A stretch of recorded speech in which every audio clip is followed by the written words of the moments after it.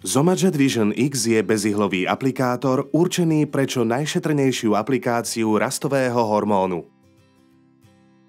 Skôr než budete môcť aplikátor Zomajet Vision X použiť, musíte ho naplniť správnym množstvom roztoku rastového hormónu.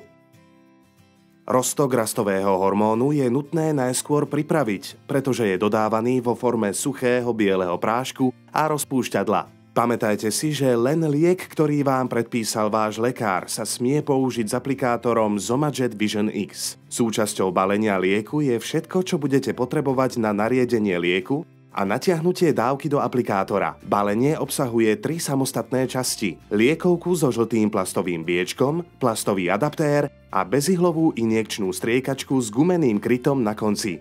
Liekovka so žltým plastovým biečkom obsahuje rastový hormón vo forme bieleho prášku. Injekčná striekačka obsahuje presné množstvo rozpúšťadla, ktoré je nutné zmiešať s bielym práškom. Plastový adaptér umožňuje pripojenie injekčnej striekačky na liekovku tak, aby mohlo byť rozpúšťadlo pridané k prášku. Po zmiešaní roztoku je možné pomocou toho istého adaptéra napojiť aplikátor Zomajet Vision X na liekovku. Plastový adaptér je chránený ochranným krytom. Zmiešanie prášku rastového hormónu s rozpúšťadlom je veľmi ľahké. Stačí dodržiavať nasledujúci návod. Umyte si ruky a dôkladne ich osušte. Pripravte si čistý, pevný povrch.